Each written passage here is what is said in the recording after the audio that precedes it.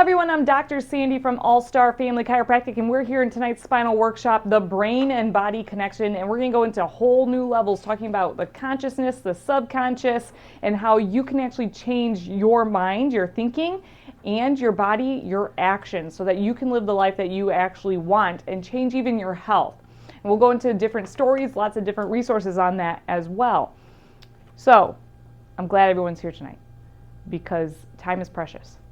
And what we do with our time will change who we are, as we're going to talk about even in tonight's session, about what we experience in our environments changes who we are if we allow it, because our thoughts are not always there. So I'll have a lot, anything I can teach, I learned from somewhere else. And so I'm talking from approximately 3 or 4 different teachers. One of them is Thurman Fleet.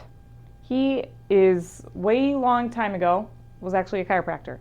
And he's known for the stickman line of thinking that we're going to go into, and that you guys have the diagrams on your clipboards now too. We might have to share one over. Did you want one? You share with there? Okay. The other person I'm listening to Brené Brown, Daring Greatly. So we're going to be talking about some of the things she's been sharing in that book. Dr. Joe Dispenza is a chiropractor, and he's got his own story. Let's just go into that now, is that he was a triathlete. So a runner, a swimmer, and what's the other one? Biker, right? So he's in the middle of a triathlon, and while he's on the bike, a car hits him. He fractures his spine in multiple places. They tell him he may never walk again. He's going to need surgery, and he denies all that, chooses not to believe it, lays himself up in his friend's house for 3 or 6 months, thinking only about the positiveness of what his brain and body can do, and his body actually repairs itself. He's back to walking within 3 months, I believe, if I got it right, and he's back into regular chiropractic practice after 6 months with a fractured spine. Our body, our brain, is capable of miracles, but we've been taught the opposite. We've been taught that we need things outside of us in order for us to get better. But your body is a pharmacy in itself. It has all the drugs it ever needs. And if we back this up a little bit, if we're looking at what health is, how do you know if you're healthy? Feel good. You feel good. So are you healthy if you feel sick? No. Well, sometimes. It depends. How does it depend? What What kind of sick are we talking yeah, about? I was gonna say, Let's say I'm vomiting. I was gonna say, Am I healthy? The flu bug's Yes. going around. So if I get the flu, am I still healthy? Well, your body's fighting it. Yes. So even breaking it down to something like a virus, right? If a virus is in our body has a way of attacking it and expelling it, right? So these things, what we've been taught is that viruses cause us to be sick, and when we're sick, we're not healthy. My definition of health that I learned from Dr. Decken at Sherman College was that health is when your body does the right thing when it's supposed to do it. Right? Because health, there's like 256 or more definitions of health around the world, and not a single one of them says it's not merely the absence or presence of disease or sickness. Health, by Webster's dictionary, Dorland's medical dictionary actually, health is the optimal balance between physical, mental, and social well-being, and not merely the absence of presence of disease or infirmities. Could you say that again? Yeah, I pulled that out. I haven't said that in a couple of years. So, health is defined by Dorland's medical dictionary as the optimal balance between mental, physical, and social well-being, and not merely the presence or absence of disease or infirmities. So it's not about how we're feeling, but about how we keep a balance of things running in our lives and I hate the word balance even, because so many times in one of the examples I'm going to be giving you from Dr. Joe's book, You Are the Placebo, this woman, they gave her name, I think it was Candace in the book, and she's a go-getter. They call her Superwoman, right? She just goes, goes, goes. She does everything. She's a mom. She's working. She's got everything done and down, and she's awesome. But she never takes the time to really check in with herself.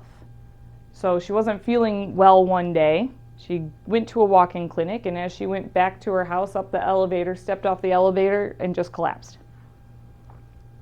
And then 8 months of medical testing of what's wrong with her, they finally diagnosed her with a form of MS, where the nerve, the myelin sheath on your nerves are actually becoming degenerate. So your nerves aren't connecting all the way, and your body just doesn't function. She then spends 2 years working on herself in positive affirmations, guided meditation, and believing that her body has the power to heal itself, to learn even how to walk again. But by the end of that 2 years, she's back to being independent and then learning that our health is our biggest and greatest wealth, right? I mean, most people take something like you were just diagnosed with MS and they take that like as a death sentence, right? Or how many times do we hear this on, I don't know, what are some other conditions that people, like cancer? There's one, heart disease, heart failure. ALS. Diabetes. Like how many times do I ask people that, like, well, my parents had a bad back, so I'm probably going to get a bad back. Or my dad had diabetes, so I'll probably have diabetes. Thank goodness the research shows otherwise. And so even the other guy I was going to go over, Dr. Daniel Colbert, he wrote the Keto Zone diet. So even when we're talking about wellness and other aspects of our lives like diet, what he writes is our genetics load the gun, but our environment pulls the trigger. So like in my example of Candace, she might have had the gene for MS, but it's because of the environment she chose to live in that pulled the trigger and allowed that to be expressed at all. When it comes to your genes, now I'm going in someone else I wasn't even talking about, but Bruce Lipton is a researcher, and he talked about genes this way. If you have a sleeve, right, well, it's your arm is a gene, the genetic code has a sleeve on it. And when the proteins go to read the gene, they remove part of the sleeve of which they're going to read in order to copy it and then reproduce it. So what part of the gene gets read depends on our environment and what we need. Isn't that amazing? So we're going to be learning how to change our environment. So Brene Brown in Daring Greatly, she talks about 2 groups of people, Group A and Group B. Group A, there's a funny quote she goes with this too from someone else that she quotes in her book, was there are 2 types of people in this world. One that grouped people into 2 types and those that don't. Right, okay, so there's lots of different groups, right? So in one example of her book, she goes Group A and Group B. Group A are the people just like Candace. They go, go, go. They serve everyone else. They're the drivers. They keep going. They serve everyone. So she gives a couple examples of the people that she actually tested. Was like, it's a mom, she's working, she can work from home, or she puts the kids to bed, and from 10 to 1 a.m., she's reading emails, because she feels better when she gets to work the next day if all her emails are already read. And if she doesn't get through them then she wakes back up at 4 or 5 a.m. in order to get them done before she goes into work. Like, ew. Right? It does not sound good, but there's people that have done these habits in order for them to set themselves up for what they feel is success. Then there's Group B people that actually set boundaries. And these people start to say, know a little bit more. They say what we're going to be looking for, they define what they want, and therefore have more clarity of what they're looking for as well. So that's from Brene Brown, Daring Greatly. And so I bring that up just because in a lot of these examples, this is how we live in the American culture usually, especially the corporate world, is we go, go, go. We have to be, especially women, where a lot of us are the working ones, then get the kids to school, take care of the family. It's a lot. And we end up not being healthy, or we express health or become more sick more often. And that's not okay, because when we're down, we can't take care of everyone else around us. So we have to learn to slow down and take it to the next step. So this morning I was live on Facebook, actually. I went to the Y. I don't make it to the Y every day. I barely make it there once a week. But how many times or how many excuses could you come up to for not working out? Yeah, what are some excuses we tell ourselves? Tomorrow. I can do it tomorrow. I got dishes I have to do. Dishes, laundry, I'm tired, I could sleep in. Mia's not letting me. Clean, yeah, my kids. I had to go to the bank. I had to run to Berrien Springs. I had a list of things I could have done. Instead, I decided to slow down and show up and then realize that the things that are most important will eventually get done. It will be okay. And so having the audacity to tell yourself that is huge, absolutely huge. So we're going to go into Thurman Fleet's work, and this is the diagram on your chart. And I'm going to play this 56-second YouTube video, How Your Mind Works. Diagram is Dr. Thurman Fleet's stickman figure, #subconscious. So you can find this on YouTube too. I'm going to put the microphone right next to it. And all you have to do is really listen, but it is the same figure that is on your clipboards.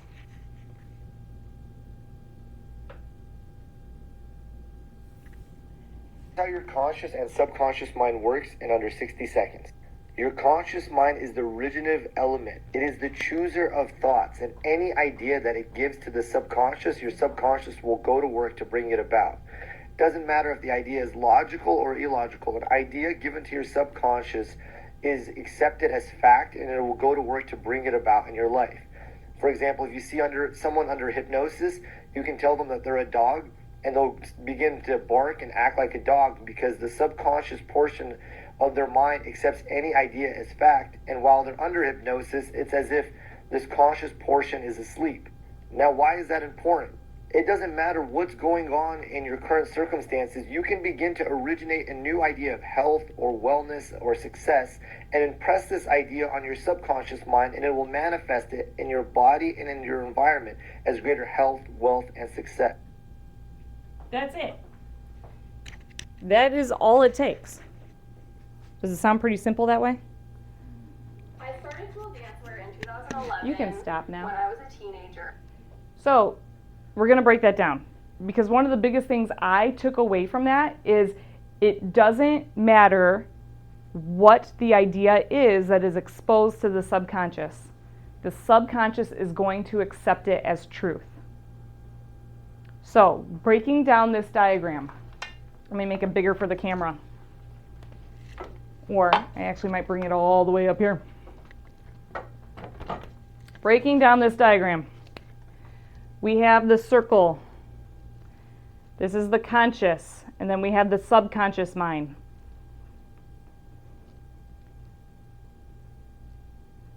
This bottom one is the body. So we have all this stuff, the touch, the hearing, everything we see. What else how do we experience? Taste. All that stuff comes in and is processed by the conscious mind. And when it's there, it then sends that information to the subconscious mind. It takes it in as truth. So our environment goes right to our subconscious, but it gets filtered through the conscious. That idea then changes into our actions by our body. So have you ever seen that? Like, do you ever be driving and you get to your destination and you're like, I don't remember getting here? Yes. Where you're kind of on autopilot and your subconscious is taken over. That's where our subconscious. Have you ever woken up in the middle of the night and be like, oh, that's the answer? Yes. That's our subconscious talking to us, right? So how we're going to take this model and then move it into being healthy, wealthy, and well-connected. Because here's the deal, and why this is so important to me, is because the 100-year-old population is exponentially growing. There is over 500,000 100-year-old people walking on this earth right now. And give it another 20 years, there's going to be over 900,000. Like, it's going to just keep doubling and going higher and higher. And those numbers might actually be lower than what I actually think they are. So we want to take this, staying on that 100-year thought, is that here's my goal and wish and prayer for everyone, is that we make it to 100 years old, but being at 100%. Because what do you think of a 100-year-old person looking like? Hunched over, Handicap. crippled, they have a walker Or a wheelchair. or a wheelchair, Not being able to feed themselves not independent, they need help. or not eating solid foods. Mushy foods. Oatmeal. Mashed potato. Most 100-year-olds make it that way by accident. They end up broke, crippled, and alone. That is not my wish for anyone. My wish is for you to have the most health, wealth, and connection. But we have to change our mind in order to change the way we perceive our environments. So, let's say you're here. This is X frequency. And so this is how you interpret the world, is at frequency X. But you want to come over to frequency Y. Let's say right now you currently don't work out at all, and then you want to start working out. Okay? Well, someone who is at frequency X and frequency Y is starting to work out every day for an hour, that's a lot, right? If X can't accept that frequency, what's going to happen? Denial. Yeah, denial. This big barrier happens right here. Like you might try it a little bit, but as soon as you stop, like you're off the wagon, right? It doesn't happen again until you think about it again, right? Anyone ever try that with a diet or working out or just wanting to change something? It works for a week and then it's still and you just don't Yeah, like it. just posting on Facebook and TikTok does that to me. I'm like, all right, I started this. Now I'm done. Here, you go do it for me, right? So we hit this barrier if we have the same frequency. So we have to change our frequency of thinking to be Y first. So one of the fun things in You Are the Placebo by Dr. Joe Dispenza, that triathlon chiropractor guy, there's a study he shares in there, and they did the difference between what is the gain in muscle mass for the people that are working out for like a half hour a day, the time doesn't matter, versus the people who just think about working out. So of course the people who actually did the exercise have results. What do you think the results were for the people that just thought about working out? Not healthy. 30% increase in muscle mass. Oh my goodness. All they did was think about working out for a while on a consistent basis. Isn't that amazing? That is how powerful your brain is. Your body will react to whatever this subconscious thinks is truth. So if you continue to be in that meditative state and change the frequency of your thinking and telling your subconscious, I worked out today. I did 50 sit-ups. I did 50 push-ups. I did 50 squats. Your subconscious is going to take that as truth. And then going to tell your cells, sends actions to the body on how to react and do actions. Because that is all our body is a direct, like, visual of our experiences and how we perceive them. It is amazing. It is absolutely amazing. So, in order to get to over here, you have to start with changing your thinking and literally visualize it. So one of the things I teach and I've been practicing for a long time now is life scripting. That's Dr. Nona Djabid's, what she calls life scripting. But what it is you take the time every morning to journal. And it's not every morning once you get started. You journal in a way about what you want your health to look like. But you have to write it in a way that it's already currently happening. I am 70 years old. I still adjust patients. I walk on my own. I drive on my own. I do everything on my own. And I write all of that out. I never get sick. And how many patients, I literally go to very specific details of what I want to look like when I'm 70. I then go into wealth. And then I write about, like, this is how much money I have. This is, my kids never have to worry about their future. This is what I have in retirement. Or how many vacations I'm able to take. And I write it as in I'm living that right now. Then I do the same thing with connection. The relationship I want to have with God, with my significant other, with my kids. I write all that out. Like, I have this vision of my kids, like, coming, playing in the basement and all their friends are there. Like, to me, that has actually already happened. And my kids currently are 4 and 5. But in my journal, they're like teenagers. And they're coming to me for advice, which, what teenager comes to their parent for advice, really? Right. So I'm starting to practice writing out the actions I have in order to make this happen. To envision it and then manifest that into my life as well. And it is completely capable. Another example, like Dr. Joe Dispenza gives, he has multiple stories in the book, You Are the Placebo. He also writes 2 or 3 other books, Supernatural. But he goes into how to change your brain into this thinking, the meditative state, and believing it. But one of the most powerful stories I remember from that was someone that had like stage 4 cancer was decided that they're a goner. And then the doctor, I could be mixing up stories a little bit. You can go back to You Are the Placebo and read it yourself. But the doctor recognized that it was the patient's mentality. There was this trial drug that they're like, hey, we could try this on you. So he gave this patient who had stage 4 cancer the shot of this drug, and within like a month, the cancer's gone. Or within X amount of time, right? And then it comes out that that drug is being pulled off the market. It was found to be 0% effective. Guess who's back in the doctor's office? With cancer again. But it was found to be completely gone because they believed that shot was the answer. So we give ourselves our own diseases sometimes. Our genetics load the gun, but our environment pulls the trigger. That's the most powerful environment we surround ourselves is with our brain, though. So, any questions about this? What are you getting out of this that you might be able to apply to your life? I'm the worst perpetrator of that.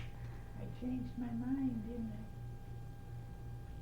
I? I think a tragedy does that to you. You have to learn to overcome that. Yes. Tragedy can affect us. Oh, here's the biggest thing. I'm so glad you brought that up, Mary, because this is it.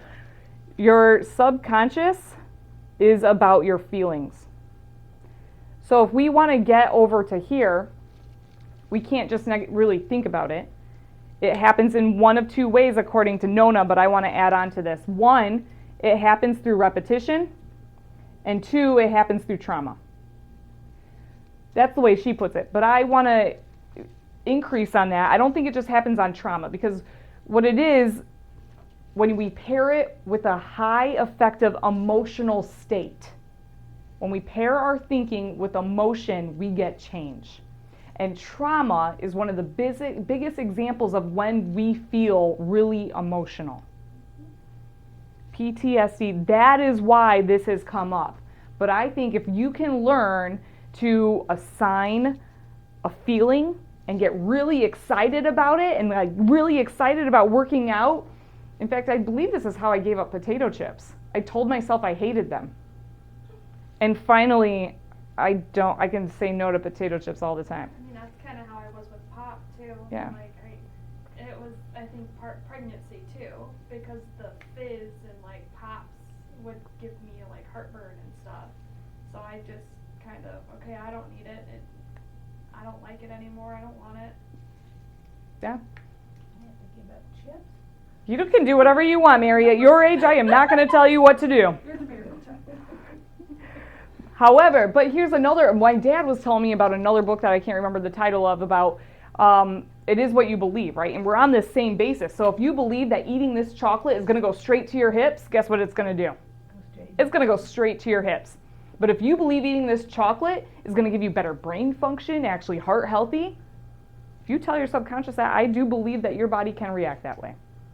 I don't think every doctor would agree with me, especially when it comes to sugar. It is highly inflammatory and not great for your body. However, we've been told that so many times that if I actually believe the opposite, could we have a different environment based on how we react with sugar?